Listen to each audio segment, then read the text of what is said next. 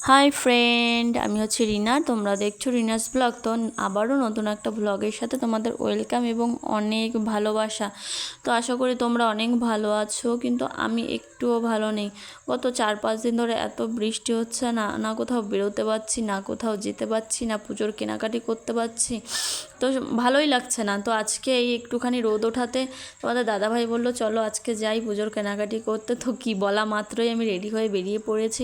আর বাড়ি থেকে বেরিয়েই এই যে রাস্তায় এসে দেখছি এক হাঁটু জল। কী করে যাব বুঝতে পারছিলাম না।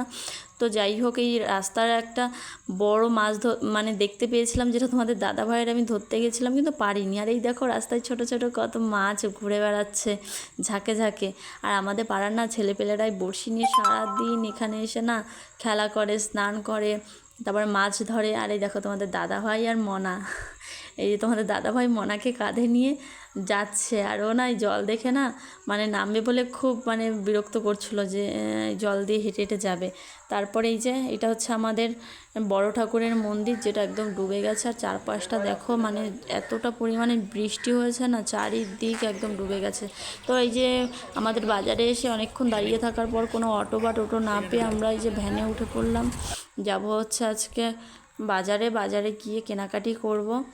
আর কী কী কেনাকাটি করছি তোমরা ব্লগটা দেখো, দেখলেই বুঝতে পারবে।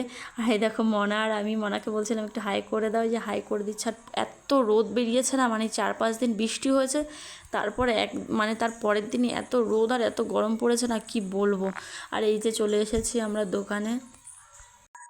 এখানে কত শাড়ির দোকান বসেছিল, তো আমরা শাড়ি দেখার জন্য এসেছিলাম। মায়ের জন্য শাড়ি নেওয়ার ছিল, আমার জন্য শাড়ি নেওয়ার ছিল, তারপরে মনার জন্য জামা নেওয়ার ছিল। এই যে দেখো কত সুন্দর সুন্দর শাড়ি আর কত কুর্তি, কত টপের কালেকশান।